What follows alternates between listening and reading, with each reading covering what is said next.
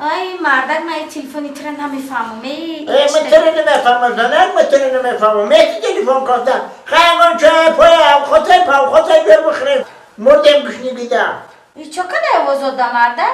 اوضای من چه کنه؟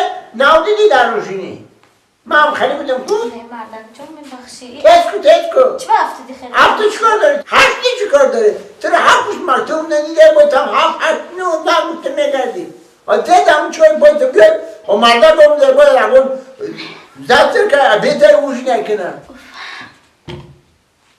چای برای؟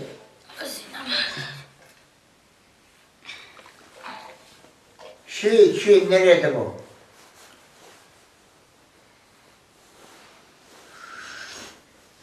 و کم دارم میری شکر اندازی چون میکنه کم دارم میری شکر اندازی ندارم شکر چی نداره؟ شکر نداره؟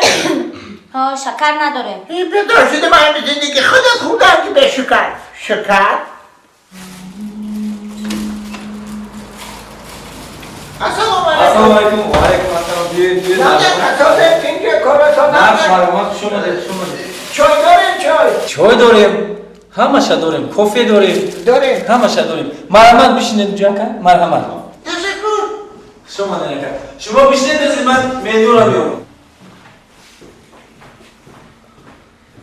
مرحمت کنه اکا جان مادم چای بیارین چای دیگه اگه فرمایش نمیتین نه چای فقط چای چای کبود چای سیاه لیمون چای کافی کدوم نمون چای کن اکو در خونه که چای کبود نمیشد چای سیاه بیارید چای سیاه چای سیاه شیرین کرده بیارم یا که همین خیلی عادی شیرین من نشکر شیرین اکا جان رابر یک دقیقه چای چند پلاست شیرین کردگی چند پلاست چای یک نیم سومون شکرش رویگون یعنی به پول بله گوش کن اکا جان یک استکان چای بیارین 2 کیلو شکر چی؟